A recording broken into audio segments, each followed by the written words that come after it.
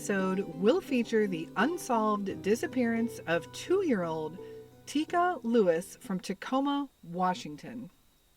Our podcast goal is to spread awareness and bring attention to these unsolved cases. As always, we encourage you to share and spread the word of any of the missing persons cases we cover, and make sure you are following us for important updates, which we will share as we receive them.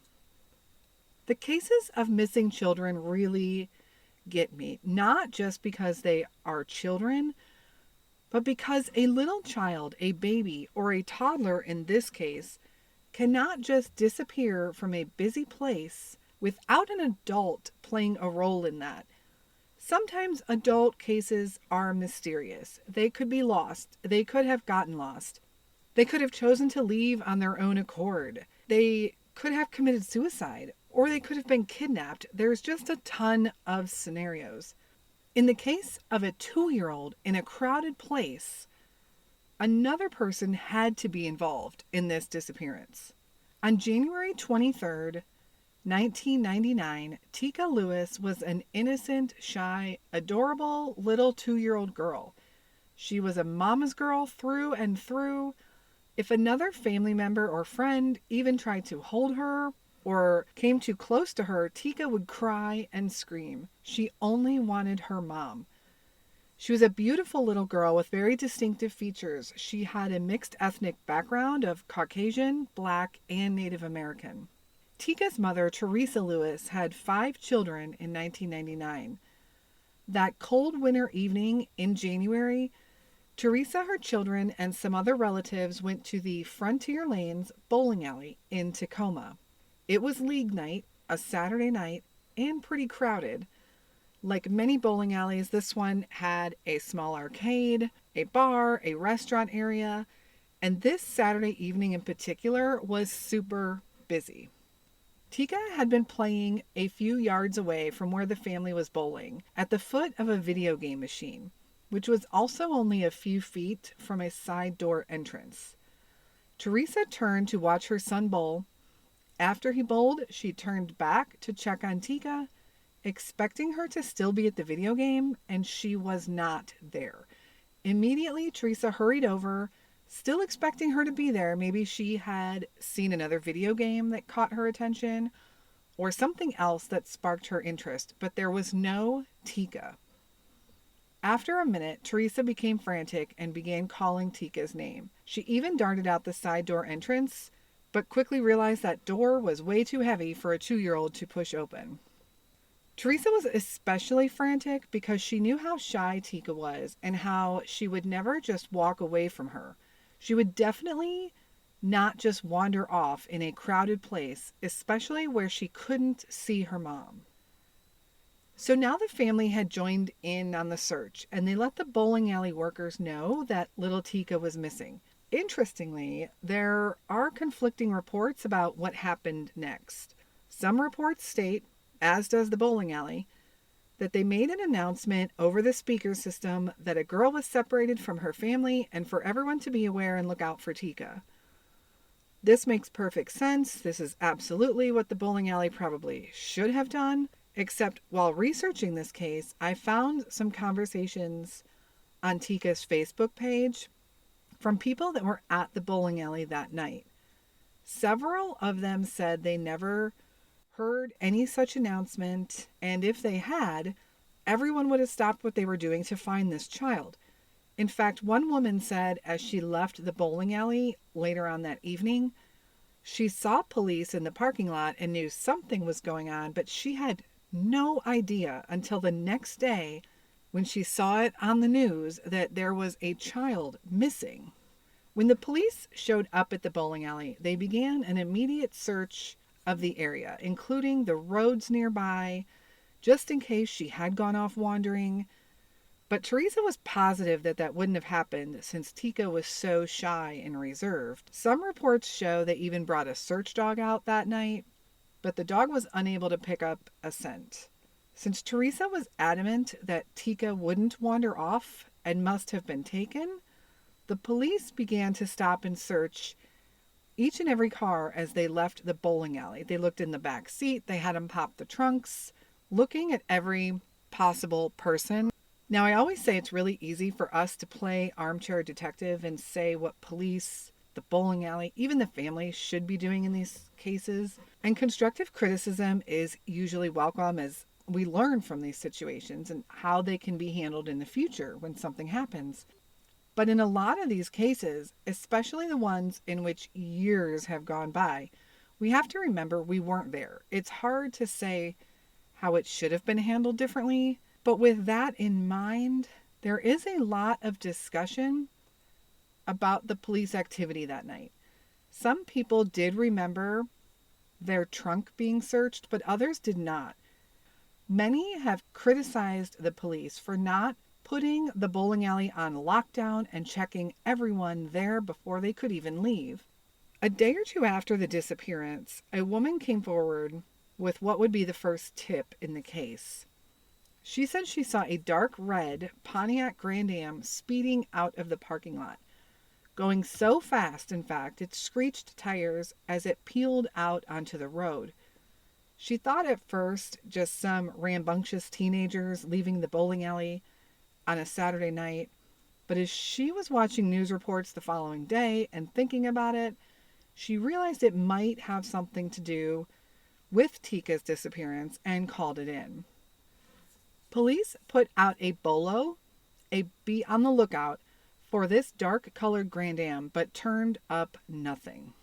2 months before Teekah disappeared, in November of 1998, a young boy was actually molested in the bathroom of the Frontier Lanes bowling alley.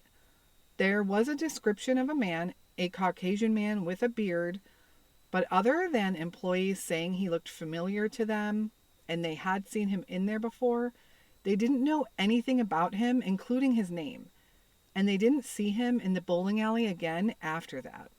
Then a couple weeks after that, Frontier Lanes had another incident. A Caucasian man with brown hair allegedly tried to lure a 6-year-old boy out of the bowling alley, but was unsuccessful. This man also got away. And as if that's not enough, on the same day, Teekah went missing. The very same day, a man had tried to lure 2 kids from a park less than 1 mile from the bowling alley. This man apparently fled in a blue Pontiac Grand Am when the kid's father went chasing after him. So, is it possible the woman who saw the speeding car at the bowling alley thought she saw red, but it was really blue? She saw the car at night, and it can definitely be hard to distinguish specific colors in the dark. And I definitely feel it's probably not a coincidence that it was a similar car description. Now, in the days afterwards, the police interviewed most people that were at the bowling alley that night. This bowling alley did not have surveillance video inside or outside, and no one came forward as seeing anything at all. Police asked everyone who was there if they had home videos or if anyone had shot any video at all or photographs that night that they could look at. It was league night, and they were hoping to get some footage from the patrons of the bowling alley. But they were out of luck. Not one person had any video or pictures from that night. Police searched all local areas and neighborhoods, including the nearby landfill. Police questioned all area sex offenders and conducted searches of the area with helicopters, ATVs, and even on foot. No Amber Alert was issued as Amber Alerts weren't active in that area yet. Now, I was curious and looked it up, and it seems Amber Alerts went active in 1996, but many areas took a long time to initiate this process. Police do suspect foul play was involved, and Teekah's mom believes she was abducted, but is alive. Family was quickly eliminated as a suspect, and Teekah's father was actually in jail at that time. As days went on, no viable suspects or even persons of interest emerged. Soon the case went cold, but Teresa worked to keep her daughter in the limelight. As years went by and public hope dwindled, Teresa never wavered in her search for her daughter or in her belief that her daughter was alive.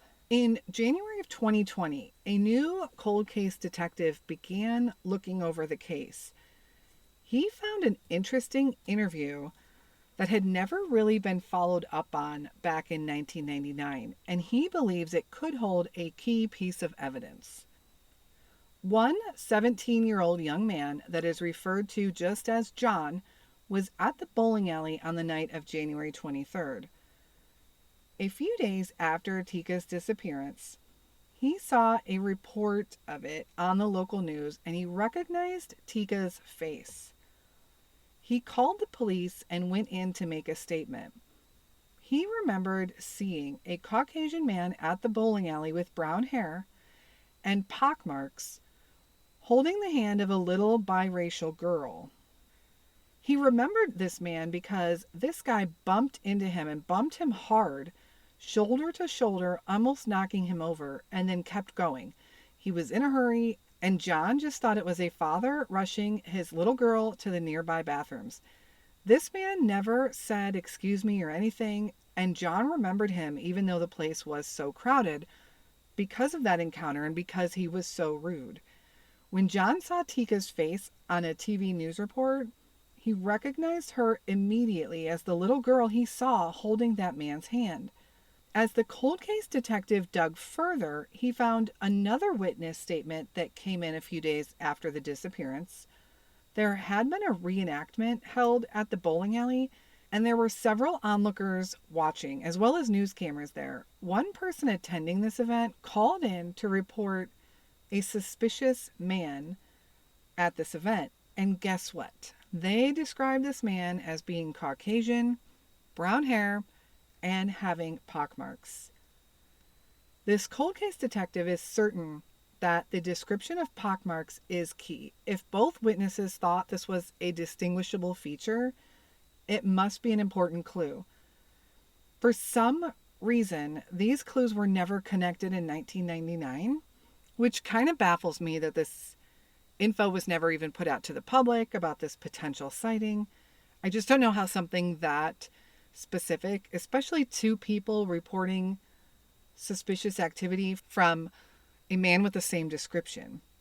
But unfortunately, no one ever put it together, and that information never made it public. So what are the theories in this case?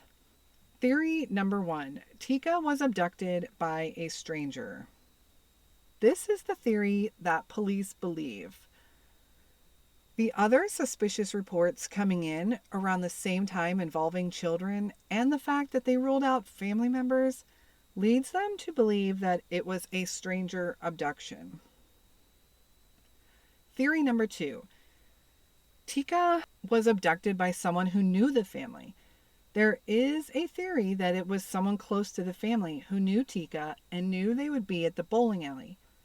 This is usually the case in child abductions, so it's hard to rule this theory out.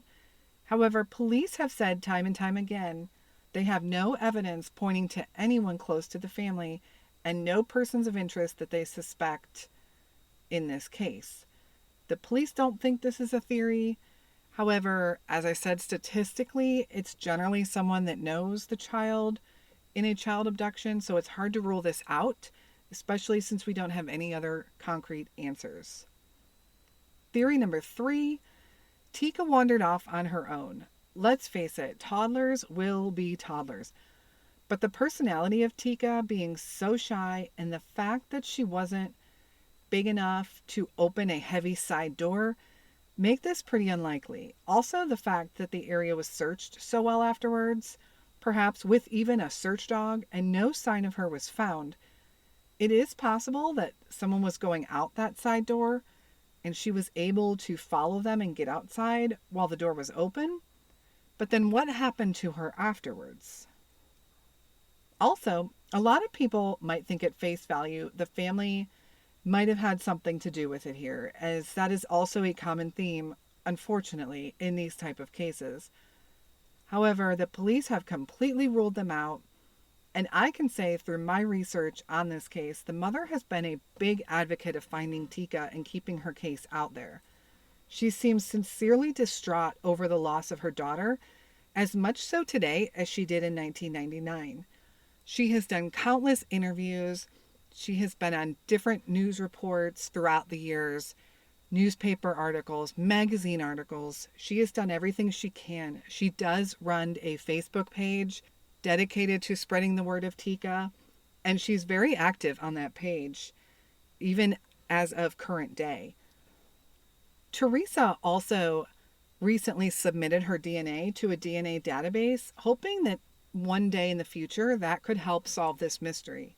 Even in the event that Teekah is found not alive, the DNA on file can help them identify her. Even though they don't have Teekah's DNA, having a close family member such as her mother's can help them identify Teekah. Also, which is very interesting, police believe it is possible that somehow Teekah ended up being adopted.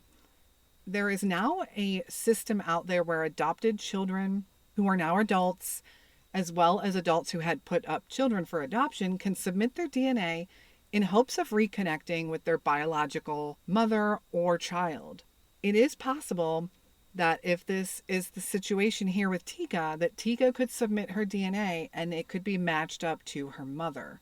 While it sounds a little bit far-fetched, maybe, there's a really interesting case I encourage you to look up out of South Korea. In 1976, a grandmother took two twin granddaughters, they were infants, to a market, became disoriented, and somehow lost the children.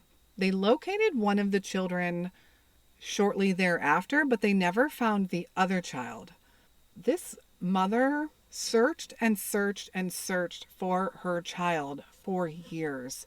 And just within the last year, the mother in South Korea submitted DNA to this database, and there was a match. There was a young woman who had been adopted and was now residing in the United States who was on the search for her biological family. She had submitted her DNA, and ultimately it was connected to her mother in South Korea. Because of the pandemic, she was unable to fly to South Korea to meet her biological mother, but they were able to connect via Zoom and have a reunion. And that's a pretty amazing feature to come out of this new system. So it is possible. So what do you think happened to Teekah Lewis?